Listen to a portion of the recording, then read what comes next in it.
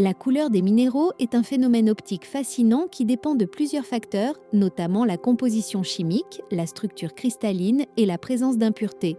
Voici un aperçu des différents aspects de ce phénomène. 1. Composition chimique. Éléments chimiques.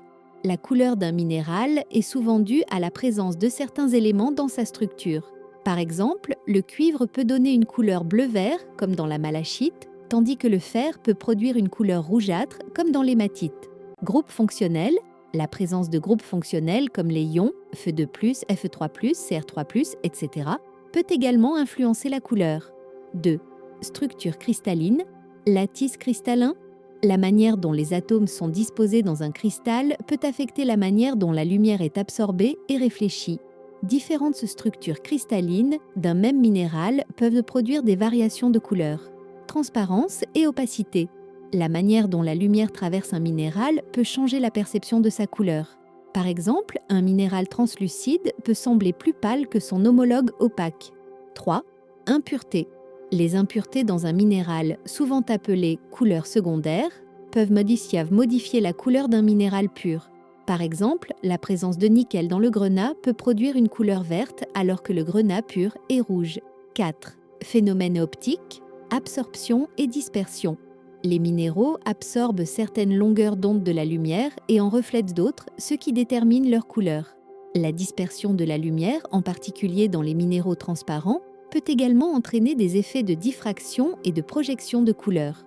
Fluorescence. Certains minéraux émettent de la lumière lorsqu'ils sont exposés à une source lumineuse, modifiant temporairement leur couleur. Changement de couleur selon l'angle. Certains minéraux peuvent apparaître de différentes couleurs selon l'angle de vue en raison de la manière dont la lumière interagit avec les cristaux. 5. Perception de la couleur. La perception humaine de la couleur est également influencée par des facteurs psychologiques et environnementaux, comme la lumière ambiante, les reflets et le contraste avec d'autres couleurs.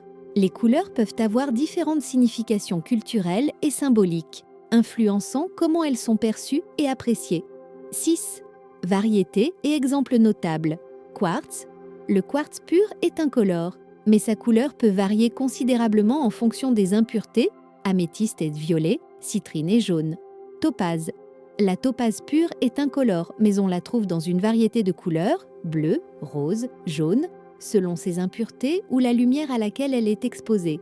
Fluorite peut apparaître dans des couleurs allant du violet au vert, en passant par le jaune, en fonction des impuretés et de la lumière.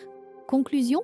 La couleur des minéraux est un résultat complexe et intrigant de leur structure et composition influencée par la chimie, l'environnement et les caractéristiques optiques. En explorant ces différents aspects, nous pouvons mieux comprendre non seulement les minéraux eux-mêmes, mais aussi leur application dans la bijouterie, la géologie et d'autres domaines scientifiques.